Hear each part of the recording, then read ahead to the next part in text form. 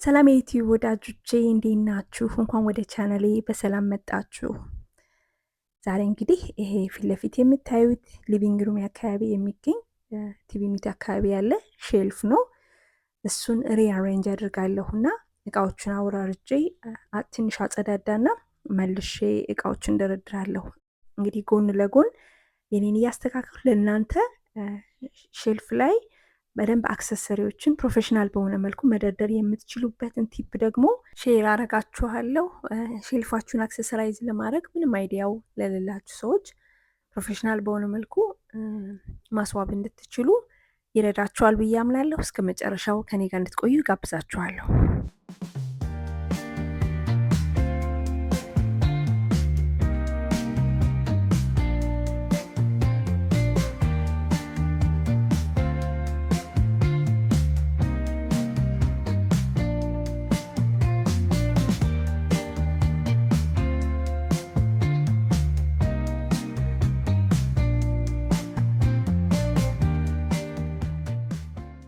እንግዲህ ሼልፍን ለማስዋብ በዋናነት ሼር የማድረጋችሁ ሩል ኦፍ ዚግዛግ ወይንም ኤስ ነው። ይሄ ምን ማለት ነው? ተመሳሳይ ይዘት ያላቸው ማስጌጫዎች ከለራቸው አንድ አይነት የሆነ ቅርጻቸው አንድ አይነት የሆነ ቴክስቸራቸው አንድ አይነት የሆኑትን ሼልፋችሁ ላይ መደርደር ከፈለጋችሁ ምሳሌ እንዲሆናችሁ እዚህ ጋር ፍሬሞች አሉ እና እነሱን ከታች በቀኝ በኩል ካረኩት ቀጣዩ ሮው ላይ በግራ በኩል አድርገዋለሁ። ከዛ የሚቀጥለው ላይ ደግሞ በቀኝ እያደረግን ሌሎች አይነቶች እቃዎቻችንም ቢሆን ተመሳሳይ ይዘት ያላቸውን አንድ ወጥ በሆነ መልኩ አሰልፎ መደርደር ሳይሆን ዚግዛግ እያደረግን ወይንም ደግሞ ሁለት ሮው ላይ ብቻ ከሆነ ተመሳሳዩን እቃ የምናስቀምጠው ዲያጎናል አድርገን ማስቀመጥ። እንደዚህ የምናደርግ ከሆነ በጣም የሚያምርና የተስተካከለ እይታ ያለው ይሆናል።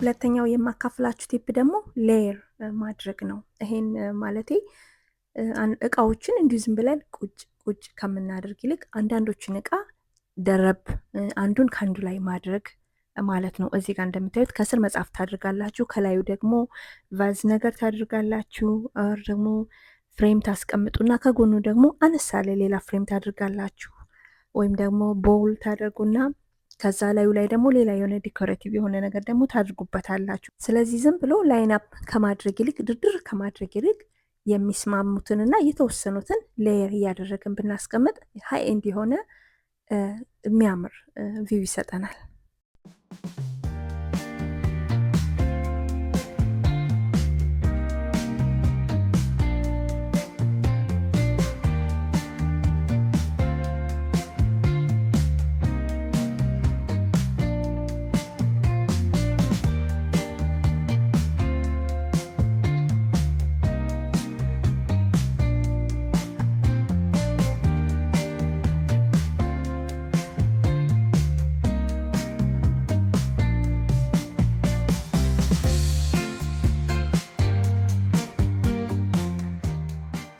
ሶስተኛው የማካፍላችሁ ቲፕ ደግሞ ሚክስ ቁመታቸውን ቅርጻቸውን እየቀላቀል ማድረግ። ለመደርደሪያችን ላይ ረጅምም ቁመት ያለው እቃ ሊኖር ይገባል፣ መካከለኛም ሊኖርን ይገባል፣ ከእንደገና አነስ ያለም ደግሞ ልናደርግ ይገባል። ሁሉንም አይነት ልንቀላቀል ዳይቨርሲፋይ ልናደርግ ይገባል።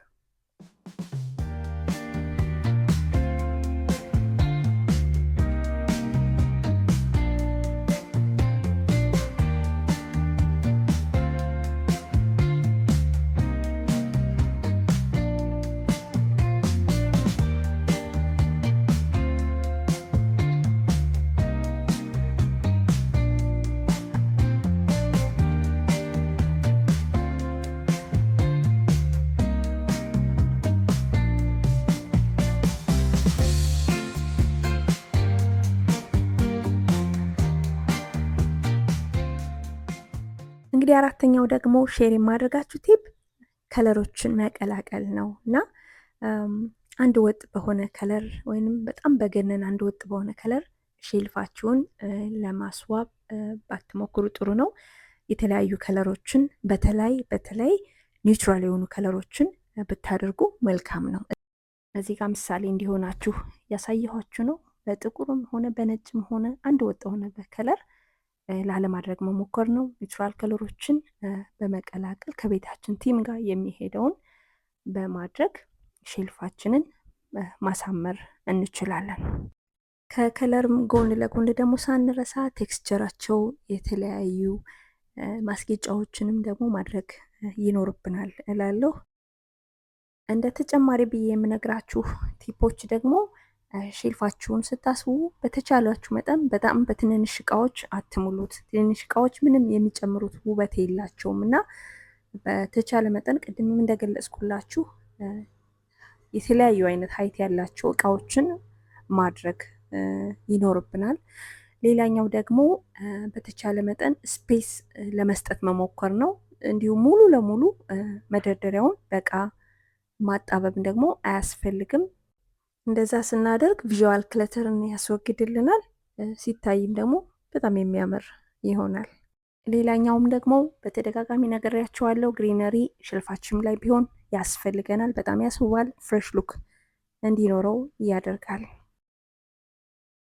በነገራችን ላይ ስለ አክሰሰሪዎች ትንሽ ልናገር። አክሰሰሪዎች ወይንም እንደ ማስዋቢያነት የምንገለገልባቸው እቃዎች ሁሌም ዝም ብሎ ውበታቸው ብቻ መታሰብ የለበትም። የምንገለገልባቸው መልእክት የሚያስተላልፉልን ወይንም ደግሞ ማንነታችንን የሚገልጹልን አይነት ማስጌጫዎችን ማድረግም እንችላለን። እዚህ ጋር የምታዩቸው መልእክት የሚያስተላልፋል፣ ሜሞሪ የሚያስታውሰኝ ፎቶዎች አሉ፣ በውሎች አሉ፣ አሁን ቁልፍ የመሳሰሉ ነገሮች የማስቀምጥባቸው የሚነበቡ መጽሐፎች አሉ እና ሁሉም ዝም ብሎ ውበትን ብቻ ያማከሉ መሆን የለባቸውም። አገልግሎታቸውም ደግሞ እንዳይረሳ ለማለት ያክል ነው።